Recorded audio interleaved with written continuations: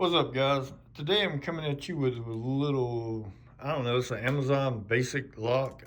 That's the brand. To reset these, we're going to start with it on 0.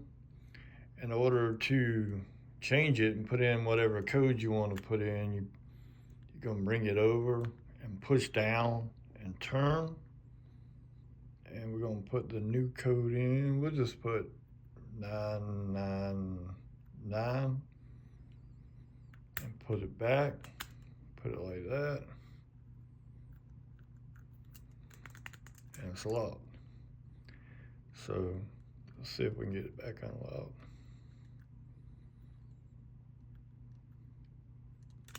And that's how you do it.